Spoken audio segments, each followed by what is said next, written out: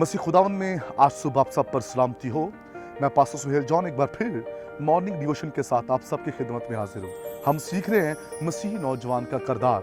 खुदा के लोगों, मसीही नौजवान का किरदार बाइस बरकत होना चाहिए। कल हमने देखा मोहब्बत में उसको नमूना बनना है, और आज सुबह हम बात करेंगे ईमान। एक नौजवान को ईमान में नमूना बनना है। वो कभी भी अपने ईमान से हटे ना। उसका ईमान बड़ा बाबरकत होना चाहिए। जहां उसकी जवानी की हकारत ना हो, वहां उसका ईमान भी अच्छा हो। जहां कलाम करने में, चाल चलन, मोहब्बत में उसने नमूना बनना है, वहां उसने अपने ईमान में भी नमूना बनना है। कोई आपका ईमान छीन ना ले जाए, कोई आपके ईमान से आपको हटा ना दे। हमें अपने ईमान पर खड़े रहना है। दुनिया का हुस्न व जमाल, दुनिया की दौलत और ऐशो इशरत आपको आपके ईमान से हटा ना दे। दुनिया की चीजें, दुनिया की मोहब्बतें, दुनिया की चीजें कहीं आपको आपके ईमान से ना हटा दें। हमें कायम रहना है। हमारी जिंदगी में जितने मर्जी बड़े चैलेंजेस आए, हमें अपने ईमान पर कायम रहना है और कभी भी मसीह को छोड़कर दुनिया की तरफ नहीं जाना। खुदा के लोगों, दानियल ने और सदरक, मिशक, अब्दुन्नजो ने अपने ईमान को महफूज रखा। नबूकदनेस्सर ने उनके सामने बहुत चीजें रखी, लेकिन उन्होंने अपने ईमान की हिफाजत की। उन्होंने अपने खुदा को छोड़ा नहीं है। यहाँ तो कुछ ऐसे हैं जो छोटी छोटी जिस्म की ख्वाहिशों के पीछे और दुनिया की चीजों के पीछे अपने ईमान को बेच देते हैं, अपने ईमान तक को भूल जाते हैं।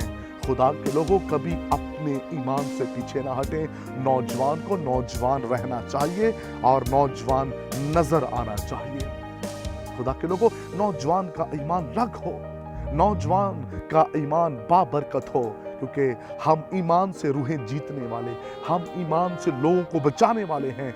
और इसलिए हमें अपने ईमान की भी हिफाजत करनी है। हमें ईमान में नमूना नजर आना है, उसमें अच्छे नजर आए। हमारा ईमान ऐसा हो कि हमारे सामने से हर एक पहाड़ हट जाए, यरू की दीवारें गिर जाएं, कोई भी चीज हमारे ईमान को नुकसान ना दे। खुदा के लोगों, पौलुस ने तीमुथियुस को खत लिखते हुए ये भी कहा, कईयों ने अपने ईमान का जहाज गर्क कर लिया। कई ऐसे नौजवान बेटियां और बेटे, कईयों ने ईमान के जहाज को गर्क कर लिया है। ईमान का जहाज क्यों गर्क हो गया? क्योंकि उन्होंने ईमान को महफूज नहीं किया। आइए अपने ईमान को महफूज रखें, क्योंकि कोई आपके ईमान को खराब करने ना पाए, आपके यकीन को, आपके ईमान को। यूसुफ ने अपने ईमान की हिफाजत की, उसने अपने ईमान को हाथ से जाने नहीं दिया। खुदा के लोगों, हमें अपने ईमान में कायम होना है। मेरी नौजवान बेटियां और बेटे, जब कोई आपको मसीहत छोड़कर अपने मजहब में दावत देना चाहे, तो अगर आप कलाम में इतने समझदार नहीं हैं, तो जरूर अपने पासबान से अपने ईमान के बारे में सीखें, अपने अकीदे के बारे में सीखें, अपनी बाइबल के बारे में सीखें, ताकि आप अपने ईमान को छोड़कर किसी और ईमान में दाखिल ना हो जाएं।